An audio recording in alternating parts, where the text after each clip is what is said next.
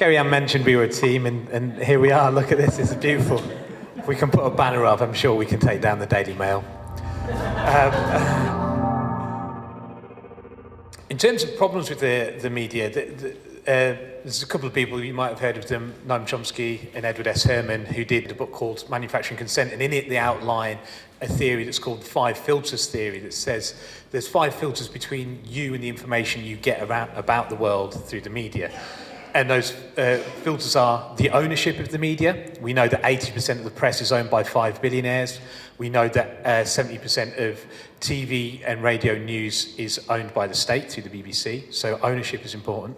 Funding is important. Advertising. Papers are sold to advertisers, not to you and me.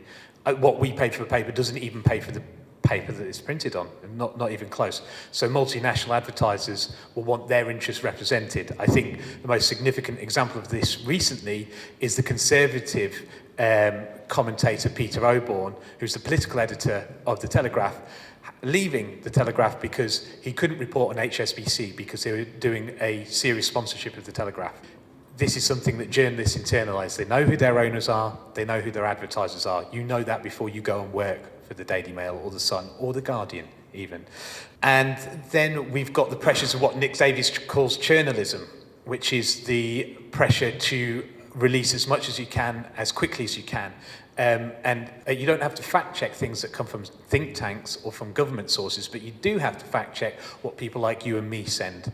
So they'll take think tanks all day, and that's why the Institute for Economic Affairs and Migrant Watch and so forth have front pages every single day. In fact, 80% of everything you read in the press is written by PR companies. Then you also have the mobilisation of fear and patriotism, and you also have the fear that journalists have from being sued, and papers have of being sued, which is a fear of the rich. It's not you and I. You and I, we don't have the resources to sue a paper successfully, but, you know, Max Mosley does, the City of London does. That's why we have Benefit Street, we don't have Bankers Street. The key problem that we have that is both faced in the mainstream press, the mass media, and in the new media is what Nick Davies calls churnalism. The need to turn out copy, the need to fact check. It is expensive to fact check. It takes time, it takes resources, it takes skill. A lot of what we do is commentary.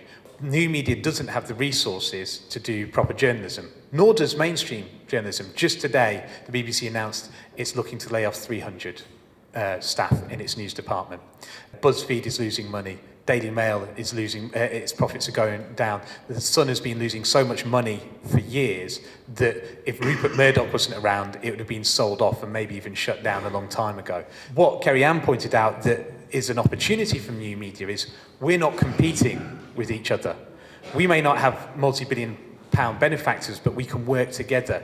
I'm a Democrat, and I hope most people in this room are Democrats, you know, who believe in people making decisions in society. Well, how are we going to do that when we don't trust the sources we get, and for good reason? When we don't trust experts, and for good reason? We need to build a new and better media. I'll finish on that. Thank you. Cheers.